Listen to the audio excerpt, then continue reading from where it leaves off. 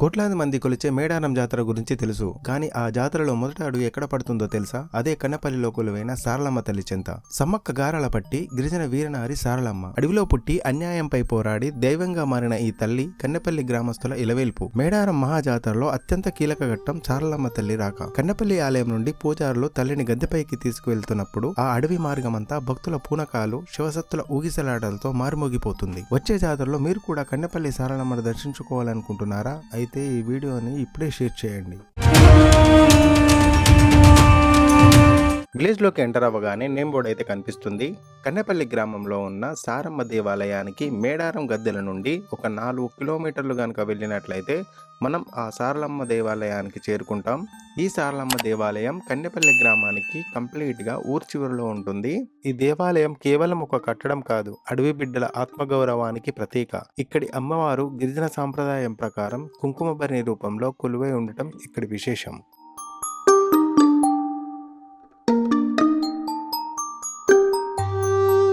ఈ గ్రామంలో ఉన్నటువంటి అదృష్టం ఏంటంటే ఆ సారలమ్మ తల్లి నిలవై ఉన్నటువంటి గుడి ఇది.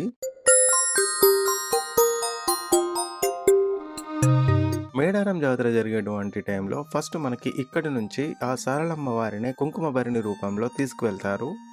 నిజానికి ఇక్కడ ఉన్నటువంటి పర్యావరణం మాత్రం చాలా ప్రశాంతంగా ఉంది. చూడటానికి చాలా సింపుల్గా, పీస్ఫుల్గా అయితే ఉంది.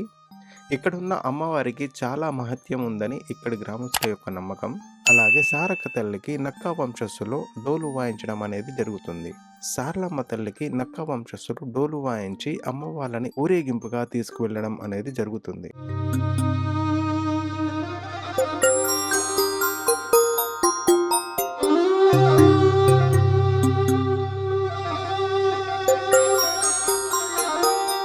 గుడి చుట్టూ ఒక రౌండ్ అయితే తిరుగుదాం.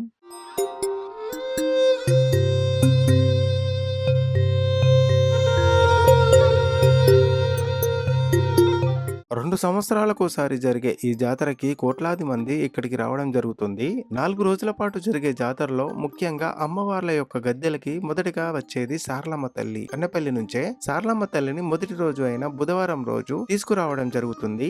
గురువారం రోజు గద్దెలపైకి చిలకలగుట్ట నుంచి సమ్మక్క తల్లిని తీసుకురావడం జరుగుతుంది. ఈ బుధవారం రోజు సారలమ్మ తల్లి యొక్క రాకతో పాటు పైడిద్దరాజు అండ్ గోవిందరాజులను కూడా ఆ తల్లితో పాటు తీసుకుని గద్దెలపైకి రావడం జరుగుతుంది. మన మేడారంలో జరిగేటువంటి ఈ జాతరలో మొదటి ఘట్టం సారలమ్మ రాకతోనే స్టార్ట్ అవుతుంది. ఇక్కడ నుంచే సారలమ్మ తల్లిని గద్దెలపైకి గిరిజన పూజా విధానంతో పాటుగా సారయ్య గారు తీసుకుని రావడం జరుగుతుంది. ఈ ఆలయంలో అమ్మవారికి విగ్రహం అంటూ ఏది ఉండదు.